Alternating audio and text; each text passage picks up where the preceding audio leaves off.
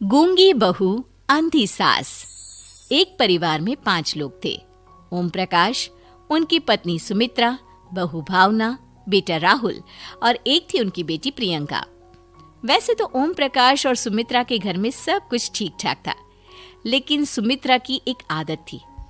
घर में कुछ भी गलत या सही हो तो वो किसी से कुछ नहीं कहती, और भावना स्वभाव की इतनी सीधी सादी थी कि अगर कोई उसके साथ गलत भी करता तो भी वो उसे कुछ नहीं कह पाती।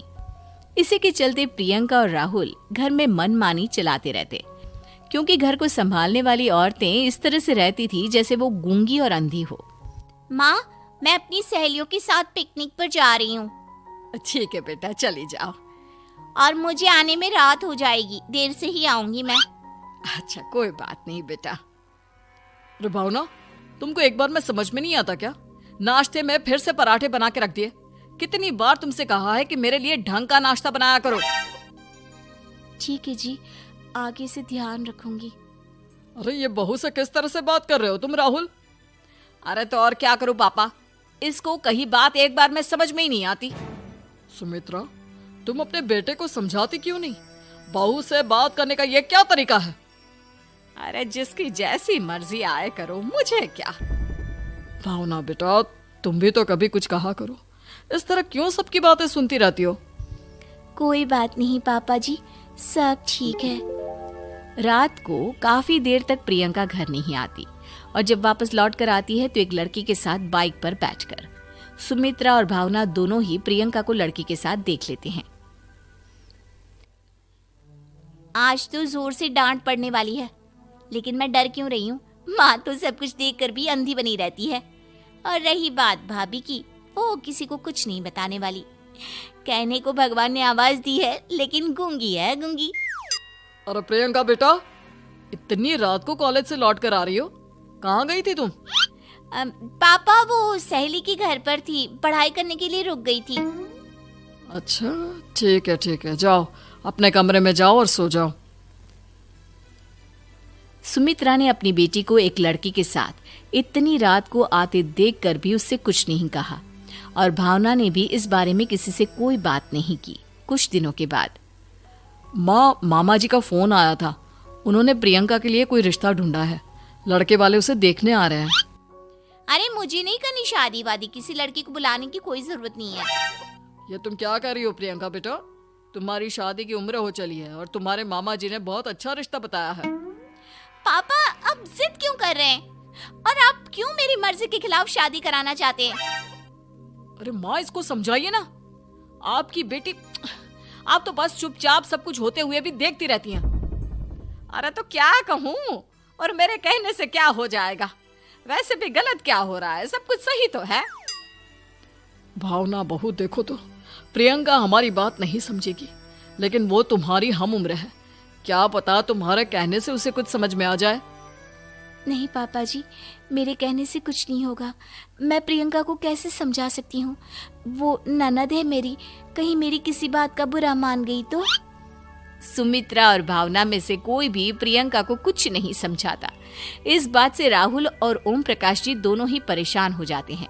और फिर जब लड़का प्रियंका को देखने के लिए आता है, मुझे आपकी बेटी बहुत पसंद है, मैं उसके साथ शादी करने के लिए तैयार हूँ। देखो, मुझे तुमसे शादी नहीं करनी, और ये बात जितनी जल्दी समझ में आ जाए अच्छा रहेगा। अरे तो फिर आप लोगों ने मुझे यहाँ बुलाया ही क्यों?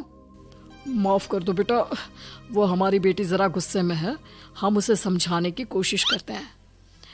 हाँ, देखिए आप नाराज मत होइए, वो तो उसने बस ऐसे ही कह दिया होगा। अरे कोई ऐसे ही कुछ कहता है क्या?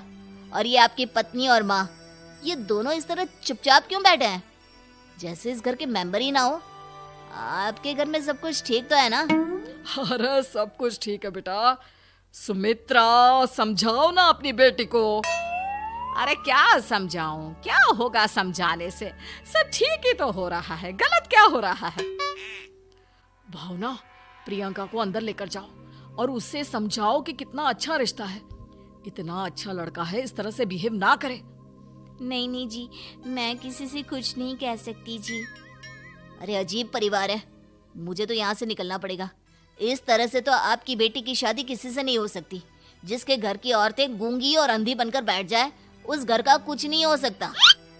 ओम प्रकाश और राहुल सुमित्रा और भावना की हरकतों की वजह से बहुत परेशान हो जाते हैं। एक दिन वो दोनों आपस में बात करते हैं। पापा, समझ में नहीं आता कि भावना और माँ को कैसे समझाया जाए। सही कहते हो बेटा, तुम और मैं काम के सिलसिले में सारा दिन घर के बाहर रहते हैं और घर की दोनों औरतें जिन्हें सारा घर संभालना चाहिए गूंगी और अंधी बनकर बैठी हैं। पापा, आप ही बताइए इसका क्या उपाय है? मेरी तो कुछ समझ में नहीं आता बेटा, लेकिन हमें कुछ तो करना पड़ेगा, क्योंकि इन सब की वजह से प्रियंका बहुत ज्यादा बिगड़ती जा रही है। तुमने देखा उसे किस तरह से बिहेव किया था। अरे लेकिन पापा, हम करेंगे क्या? हमें एक नाटक करना होगा। कुछ दिनों के लिए हम भी गूंगे और बहरे बन जाते हैं, उसके बाद इन दोनों औरतों को अकल आएगी। हाँ पापा, शायद आपकी बात ठीक है। हम दोनों हर बार बात को संभाल लेते हैं और इसी वजह से माँ और भावना कुछ भी करने की कोशिश ही नहीं करते। और फिर अगले दिन, भावना, नाश्ते में क्या बनाया है? जी, पराठे बनाए हैं। मेरे लिए पोहा बना दो। अच्छा जी, ठीक है, अभी बना देती हूँ जी। बहू, नाश्ते में क्या बनाया है? पापा जी, पराठे हैं और पोहे बन रहे हैं। अरे बहू, मुझे तो उपमा खाने का मन था, मेरे लिए उपमा बना दो। ठीक है पापा जी, अभी बना देती हूँ। भाभी, जल्दी से जरा मेरा कॉलेज का टिफिन तो पैक कर देना। और सुनो, मुझे ना भिंडी की सब्जी खाने का मन है। सुमित्रा चुपचाप बैठी बैठी सब कुछ देख रही थी।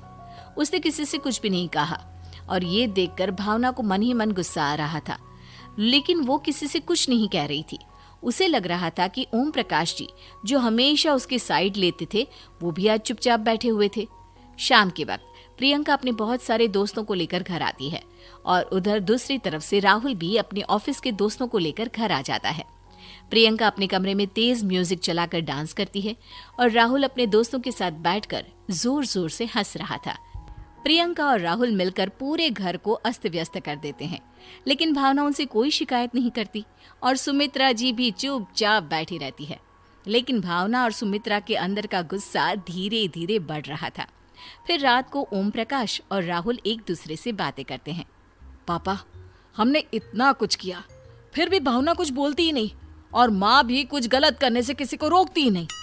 तुम चिंता मत करो बेटा, इन दोनों के अंदर का गुस्सा भर रहा है और बहुत जल्दी बाहर आने वाला है। अगले दिन, अरे बहू, ये कपड़े धुले हैं या गंदे हैं? पापा जी, कपड़े तो मैंने धोकर ही आपकी अलमारी में रखे थे। मुझे तो साफ नहीं लग रहे, एक बार और धो देना। प्रियंका, मैं सोच रहा था कि तुम्हें उस लड़के से शादी नहीं करनी है ना। मत करो, एक काम करो, वैसे भी क्या रखा है शादी वादी में, तुम्हें जो लड़का पसंद है उसके साथ जाकर कोर्ट मैरिज कर लो। इस बार ओम प्रकाश और राहुल की बात सुनकर भावना और सुमित्रा के अंदर का गुस्सा जाग उठता है। मैं किसी से कुछ कहती नहीं जी, इसका मतलब ये है कि आप लोग मुझे परेशान करते ही रहेंगे। कल 4 बार मुझसे नाश्ता बनवाया, आज पापा जी मुझसे धुले हुए कपड़ों को बार बार धुलवा रहे हैं। अरे मैं इंसान हूँ जी, कोई मशीन नहीं हूँ। तुम दोनों ने मिलकर इस घर की कैसी हालत बना दी है और अपनी बहन को भागकर शादी करने के लिए कह रहे हो। तुम भाई हो या दुश्मन? ओम प्रकाश और राहुल जोर जोर से हंसने लगते हैं। अरे इसमें हंसने की क्या बात है? हम लोग यहाँ इतने परेशान हो रहे हैं जी, तुम लोगों को ऐसी हरकत करने के बाद भी हंसी आ रही है। ये क्या कर रहे हैं जी आप दोनों? यही तो हम चाहते थे कि सुमित्रा, तुम अंधी होकर ना बैठी रहो। घर में कुछ भी गलत हो तो उसे रोकने की कोशिश करो। और भावना, तुम अपने साथ हो रहे गलत व्यवहार पर भी कभी मुंह नहीं खोलती। ये सही बात नहीं है। मैं चाहता था कि तुम्हारी भी जुबान खुले, तुम गलत बात का विरोध करो। गूंगी बहू और अंधी सास की ये जोड़ी इस घर में अब नहीं चलेगी। उम्मीद है कि आपको हमारी ये कहानी पसंद आई होगी। कृपया हमारे चैनल को सब्सक्राइब करें और सभी अपडेट्स के लिए बेल आइकन जरूर क्लिक करें। और हाँ, वीडियो लाइक और शेयर करना मत भूलिएगा। Bye bye.